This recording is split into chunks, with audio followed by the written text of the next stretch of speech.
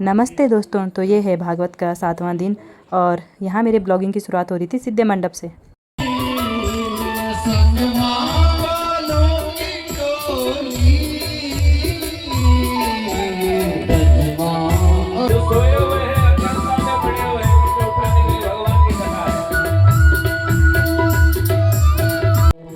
तो आज था भागवत का लास्ट डे। तो व्यास जी भी 10 बजे अपनी गद्दी पे बैठ गए थे और आज तो 12 बजे तक ही कथा ने चलना था।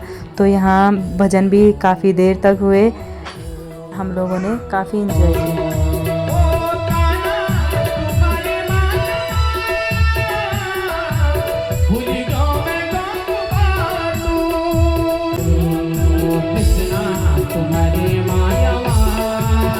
तो यहाँ आए थे हमारे स्पेशल गेस्ट अनुभैया और यहाँ मामा जी लगा रहे थे इसकी टिक्का कि तू ज़्यादा ही जल्दी आ गया। और साथ में हमारी ये कॉमेडी वाली वीडियो भी थी, हम इसके साथ कॉमेडी कर रहे थे। पर वैसे मेहमान तो था इसलिए इसका टिक्का लग रहा था। फिर यहाँ भागवत भी ख़त्म हो गया था और अब यहाँ थोड़ी देर सभी लोगों ने डोलियों को नचाया और काफ़ी देर तक यहाँ पे डोलियों को नचाने के बाद और यहाँ लोग बाग डोलियों को नचा रहे थे। तो साथ में पंडित जी लोगों की जिमाई भी हो रही थी, मतलब वो लोग खाना खा रहे थे, तब तक यहाँ डोलियाँ नचाई जा रही थी।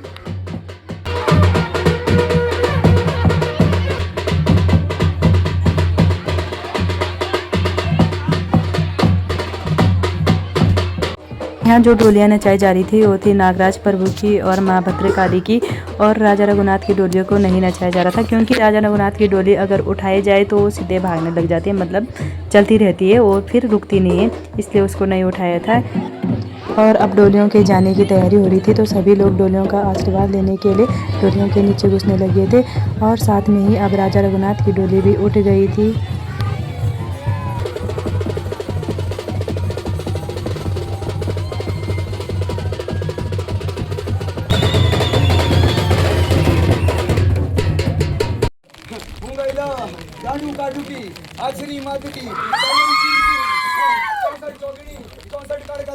यहाँ तीनों डोलियाँ आ गई थी आंगन में। तीनों डोलियाँ आपस में मिली और अपने अपनी जगह के लिए प्रस्थान करने लगी।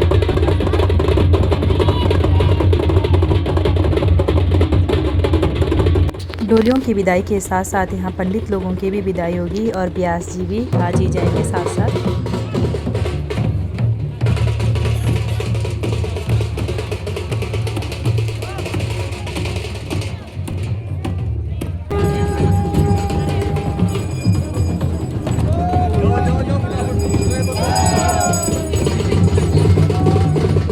ये राजा रघुनाथ की डोली आगे निकल गई और नागराजा प्रभु और माँ भद्रकाली की डोली अभी पीछे ही थी। देखो भाई, माँ तो माँ होती है।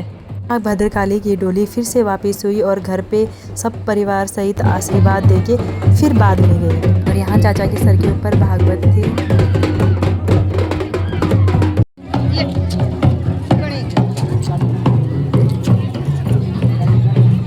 और यहाँ सभी डोलियों की एक साथ सब विदाई हुई। सभी डोलियों को गाड़ी में बिठा के और व्यास जी को भी गाड़ी में बिठा दिया था। अब सभी साथ साथ सभी लोग चले गए थे तो घर में काफ़ी सुना सुना लग रहा था